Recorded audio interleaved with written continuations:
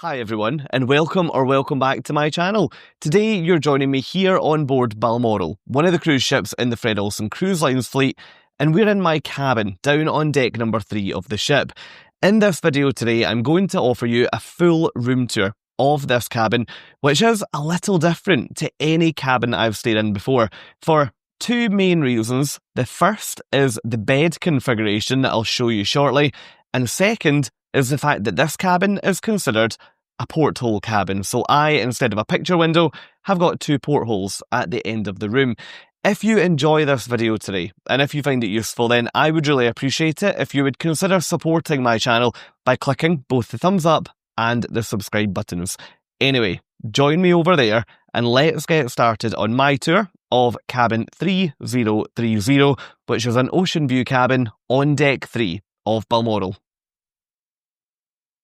Welcome to cabin 3030, which was my home from home this cruise. As I mentioned, this cabin is very different to any others that I've ever stayed in on a cruise ship for two main reasons. First, the bed formation, and secondly, the windows. I've never had a cabin with two small porthole windows. The reason they're portholes rather than a picture window is because you actually are pretty close to the waterline in this cabin, but I'll show you that towards the end of the video. You can see that turndown service had already been completed at the point of filming this cabin tour. I chose to sleep in the single bed over by the window, rather than this one over towards the bathroom. I really did think that the L-shaped bed formation made this cabin feel so much bigger than other twin or double cabins that I've stayed in the past. Opposite the beds on this wall, you've got a few pieces of art on the left-hand side. You've then got an armchair, which I never really used during the cruise, especially because I was travelling solo. If I wanted to sit somewhere, I would just use the desk or the other bed. Over here, you've then got your large desk, workstation or vanity unit, complete with two light fittings, one on either side. To the right of the desk, you've got the various plug points that you'll need to charge all of your equipment while you're on board. You can see there is various different types of plug points, so I would always recommend travelling with an international adapter. You've then got all of the paperwork that you would expect to receive in your cabin when you board a cruise with Olsen Cruise Lines. You've also then got a bottle of water, but that is chargeable if you decide to consume it. On the left of the desk, you've then got some further plug points, and down below, you've got a drawer here, and your minibar or your refrigerator down at the very bottom. That was empty while I was in this cabin, which I really liked, because then I could use that to store things like my own water bottle, for example.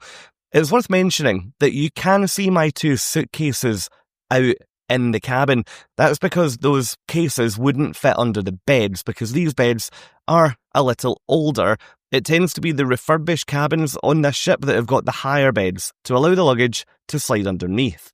The top drawer here is where you'll find your Bible and also your hairdryer. And then if we now move across the room, let's look at what you find as you enter the room. First of all, on the right-hand side, you've got a small metal hook, which is nice and high. It does annoy me when those hooks are lower down on some ships. I'm always terrified that myself or someone else will catch their eye or something on them. And over here, you've got your air conditioning unit. This is a little older than what I'm used to on most ships. To control this, you just slide the dial on the bottom, and that will make the room either warmer or cooler. I didn't have any issues at all with the aircon on this ship, and in fact, I could sleep through it more than comfortably every single night. On the back of the door is where you'll find all of your emergency instructions, so where is your muster station, for example. And now let's look at all of the wardrobe space in this cabin.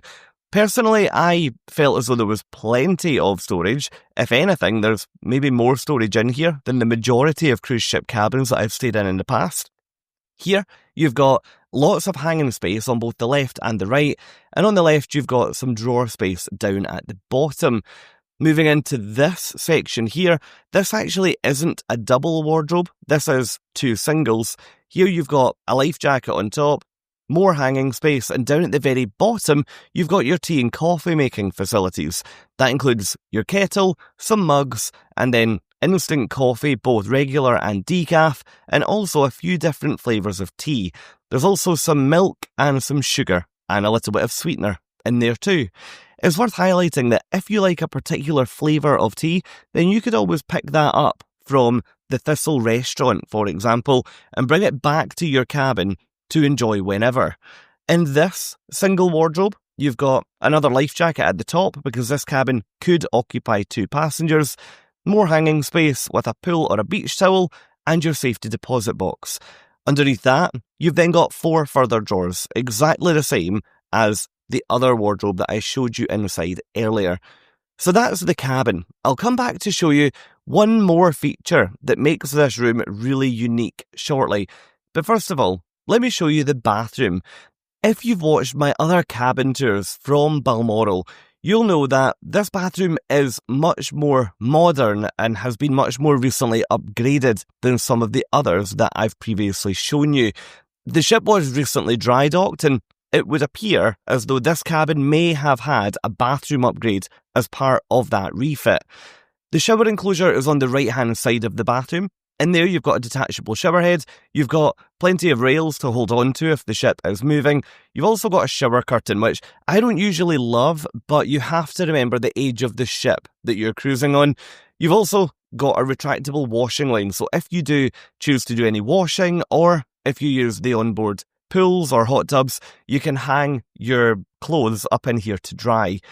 Coming out of the shower enclosure, you'll find your sink on the right hand side with some open storage down below. There is more storage in this cabin. You'll find it directly above the toilet itself. That storage also has little rails, so if the ship is moving through the day or in the evening, all your toiletries should stay put. On the back of the door, heading back into the cabin, you've got 2 hooks, perfect for storing things like bathrobes or maybe your damp towels once you're finished with them and you're waiting for them to dry. So that is the main cabin and bathroom area. Let me now take you over and show you the view from this cabin.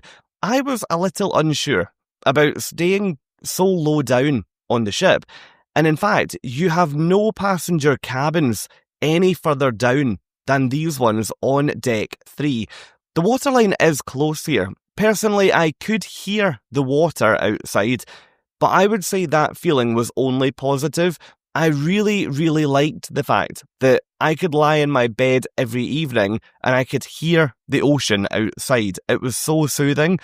These portholes also do have storm covers, so I would imagine if you were on perhaps a transatlantic crossing, or if the weather was expected to be a little rougher, your cabin attendant would probably close them over. It's always worth remembering you cannot open a porthole window, or in fact the majority of windows that you find in cruise ship cabins. Now there is one other feature of this cabin that I really like, and it's a real nod to the history of this ship. Over here, you've got a unit that goes between the beds, and it's got some drawers down below, and up on top you can control the lighting all across the room, and you can also do things like play music on the pre-programmed radio system by selecting one of the 3 music channels. I've never, ever seen that on a ship before. Here, you can control the volume. You can also decide whether you would like the ship-wide announcements to come into your cabin or whether you'd like to turn them off.